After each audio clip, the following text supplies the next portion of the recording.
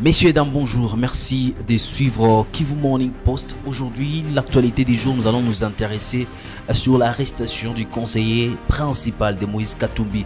Sa famille biologique déjà craint pour la vie de son frère. Retiens ça, on va arrêter Salomon. Non seulement l'arrêter, on va lui faire du mal. C'est ce que je crains. On risque de lui faire du mal. Moi, je crains ça. Je crains qu'on risque de faire du mal à Salomon.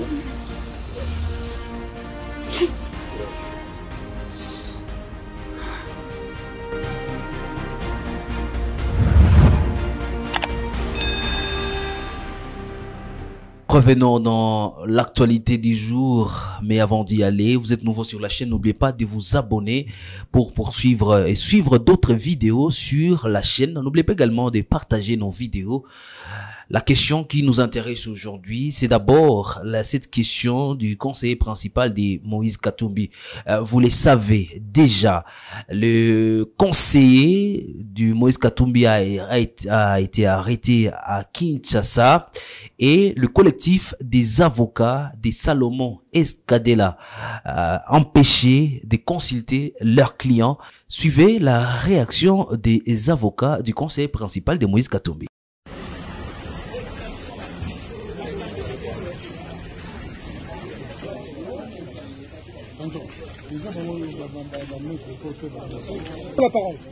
Nous sommes les collectifs consultés pour le dossier de M. Kalonda Salomon Dela.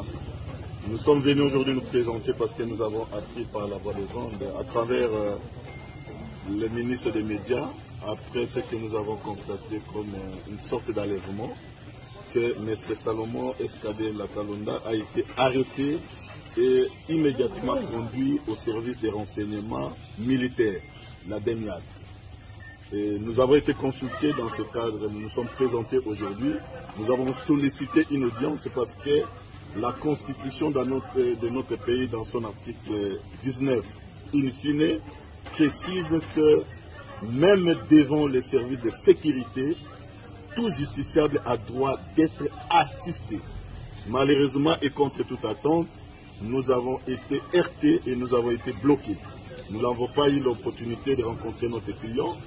Et cela se rapportant aussi à l'article 18 de la Constitution, à son alinéa 3, qui précise que tout justiciable ou tout individu ou toute personne interpellée par la justice, service de sécurité et autres, doit être immédiatement en contact avec sa famille et ou ses avocats.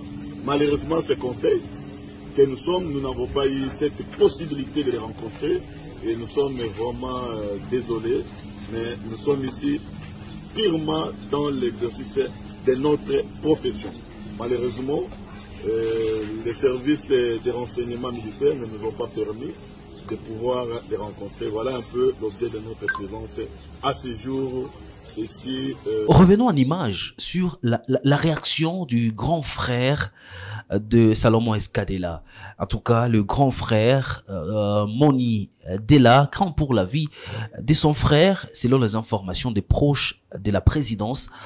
En tout cas, son frère pense que le conseil de Moïse Katumbi risque trop dans sa cellule de détention. On va le suivre avec autant d'émotion, avec des larmes aux yeux lorsqu'il réclame la libération de son frère. Salomon était déjà traqué. Et je suis passé dans les émissions, Peter est là, je lui ai dit, Peter, retiens ça, on va arrêter Salomon. Non seulement l'arrêter, on va lui faire du mal, c'est ce que je crains. On risque de lui faire du mal. Moi, je crains ça. Je crains qu'on risque de faire du mal à Salomon.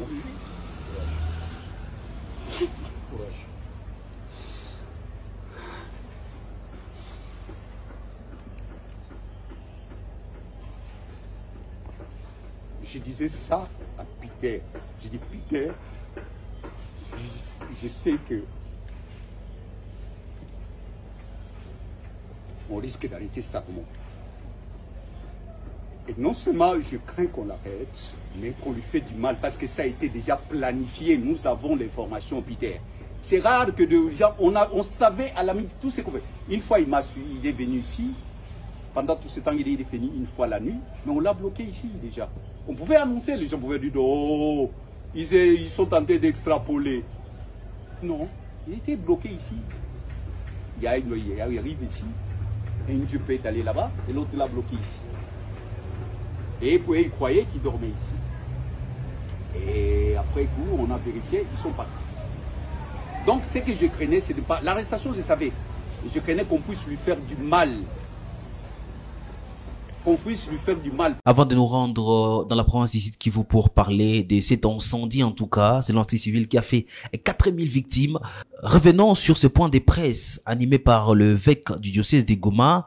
L'église catholique de Goma s'est dit déçue de l'état des sièges qui jusqu'à ce jour n'a pas répondu à sa mission, celle de ramener la paix et la sécurité.